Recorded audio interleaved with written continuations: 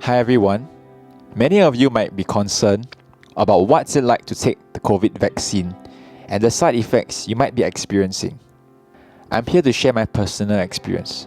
So as a disclaimer, this is my personal account and it might not be representative of everyone's experience. Let me start from the very beginning.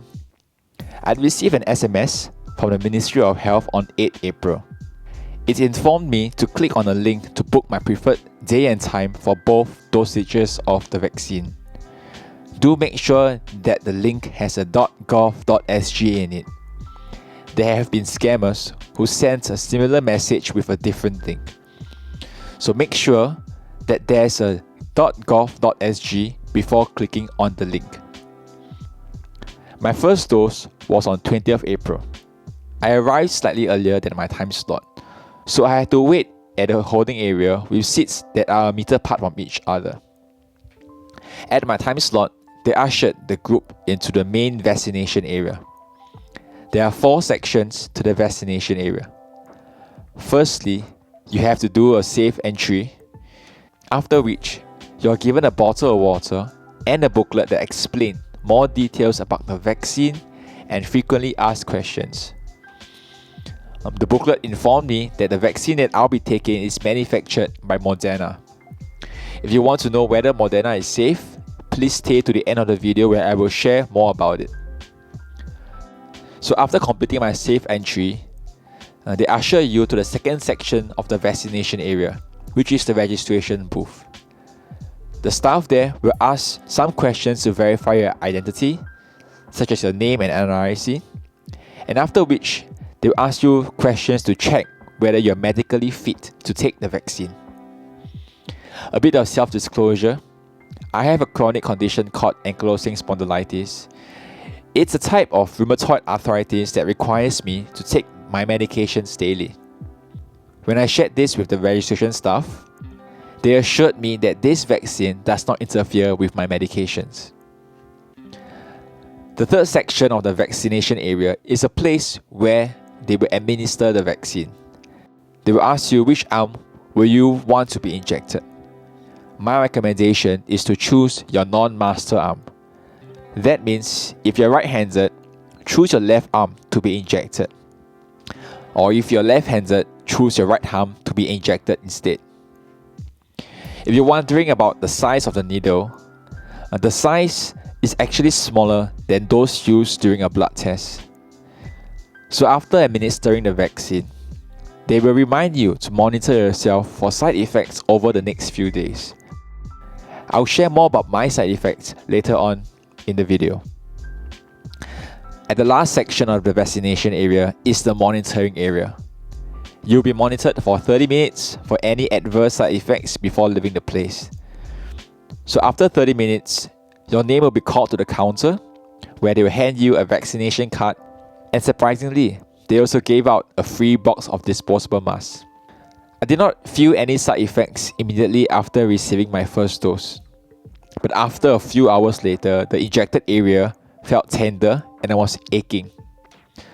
I was wearing a t-shirt at that time and I remembered having difficulty just removing it. So my recommendation is to wear loose clothing or a button shirt during your vaccination. Apart from the aching arm, I noticed that I felt tired the next day as well. Other than that, I did not notice any other side effects. Now, a month later, I'm scheduled for my second dose of the vaccine. The whole process is the same as when I took the first dose of the vaccine. But this time around, the side effects are a bit more serious for me. So I took my second dose in the morning, after which I continued with my work and did not feel any adverse side effects. If you have essential responsibilities to do complete them before the night comes. For example, it could be walking your dog or buying groceries. At night, I was prepared for the aching arm, but I was not prepared for the chills and the slight fever. I felt cold all the time. I wore socks and covered myself in a blanket. Thankfully, these side effects were explained to me at the vaccination area. They explained that these side effects are normal and it's a sign that your body is responding to the vaccine. They explained that the side effects that require immediate attention is when you feel breathlessness or have a rash developing at the injected area. Did you know that Moderna and Pfizer vaccines do not inject the COVID virus into your body? Traditional vaccines inject an inactive virus to help your body develop antibodies towards it. However, in Moderna and Pfizer, they inject something called messenger RNA into the body. This is not the COVID virus itself.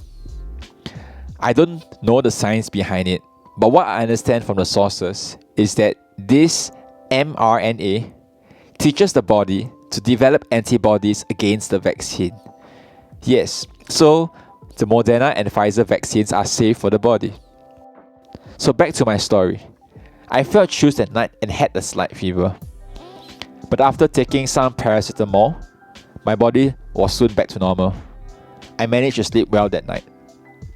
When I woke up the next morning, the chills came back, but this time I did not have a fever. I pretty much slept throughout the next day. It was only the day after that I was back to my usual self. I had no more symptoms. I could even sleep on my injected arm. I hope my experience will help you to be more prepared as you take the vaccine. Now to some common questions. Should I take the vaccine? Yes, you should. Here's a short video that explains how vaccinations helps the country in its fight against COVID-19. So, if it doesn't prevent us from getting the virus, why should we still get vaccinated? Is 95% vaccine efficacy, is that enough? I'll be very delighted if my son scores 95 marks and above consistently. But if he fails to get more than 95, do I take him out of school? Do I take him out of education? No, because even with 93% or 92%, my child is benefiting from education.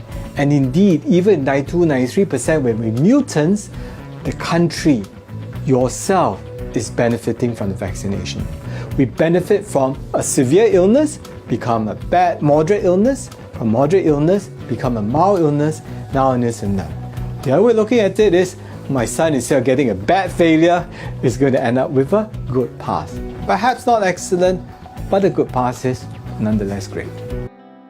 In essence, the more citizens are vaccinated, and with varying brands of vaccines, the less likely the COVID-19 virus will mutate and the less severe the symptoms of the virus will be. I will put the video's link in the description box below. You should watch the entire video as it answers common questions like, can we still get infected after we are vaccinated? Or, does the effect of the vaccine stay in our system permanently? And how long does it take before we can see the effect of the vaccine? You can also read more about the vaccine from the website here. So thank you for watching. If you find this video helpful, please do share it. Thank you, and in the meantime, stay safe.